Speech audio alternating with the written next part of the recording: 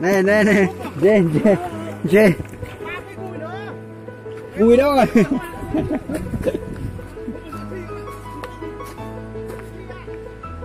Cái gùi đâu rồi? À dưới kia kìa. Đây cái gùi đây. Bỏ cả đi. À. Đủ quá, cá sướng nhỉ.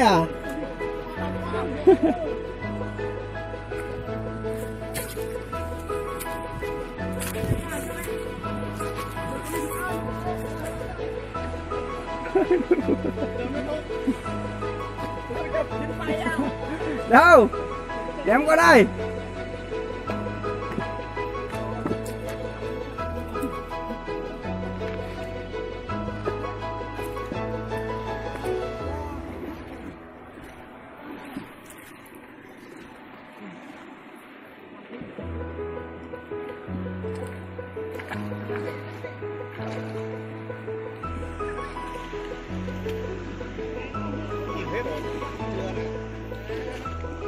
Đúng rồi, một người lên trên đấy coi.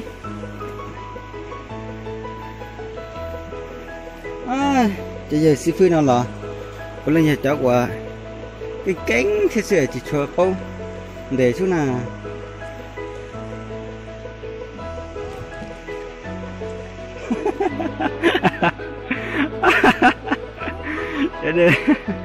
cho dân lên chơi cho dân lên chơi cú tia thì xuất xuân tuần đấy là có chợ trà đế nó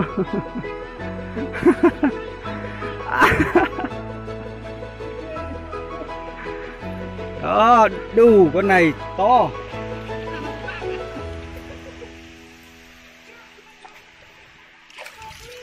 Tìm hết ông ơi, nhiều quá. Tìm hết rồi. Nhiều ha. Ôi trên tóc kỳ nữa.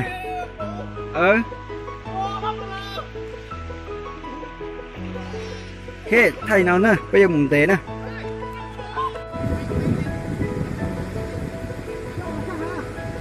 Lá tổn định chế nè, thật chứ nè. Chả chứ nè, chân chế hay thật chứ tao lòng.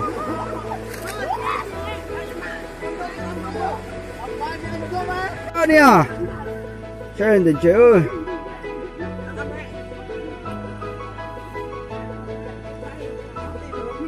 Nó có tua tao nữa. Đồ, anh Minh, cá gì đó kìa.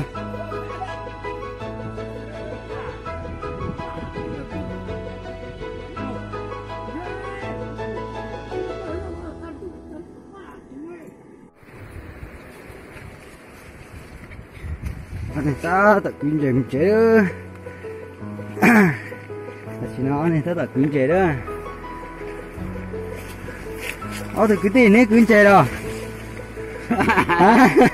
Nấy quyến chế bây giờ.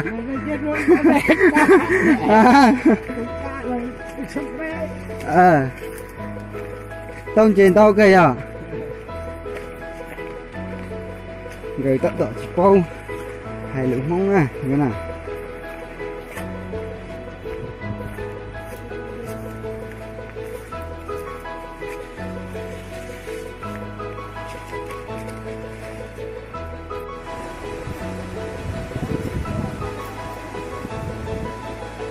Đây thì tao lo đó, thì nó nè, lấy là nó rõ.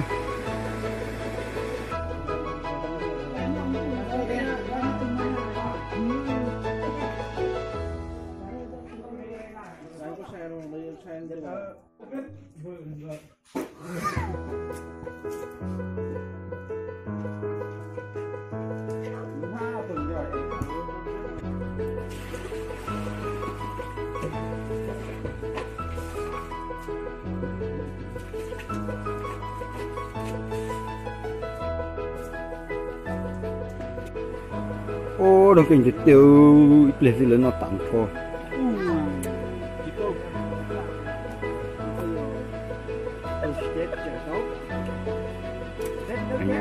Anh em ăn ghê thật. Có 5-10 phút thôi mà ăn hết này.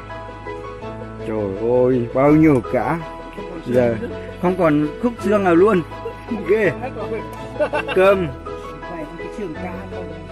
Còn lại mấy con này này. Ăn cái này mà ông mới sống dài này.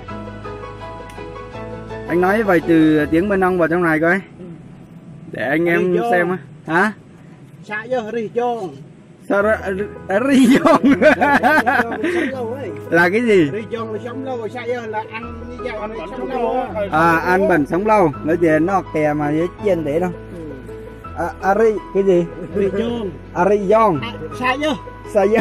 Xã vô Ri Chôn. Sarah. Saya. Sarah Ri Dông.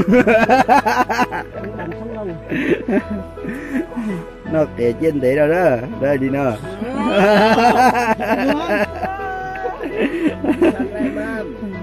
Sa trẻ mam là gì? Là ăn cơm với cá. Ê, thì có bậy nha. Quay về để đưa cho mấy em nó xem nó gì. Các cứ nữa tại sao nào? Người ta tập xe tàu có chuột thế á, đi lộc công gì? Các cứ nữa. Ăn hết từ vừa là vừa. Chụp quay không nổi à.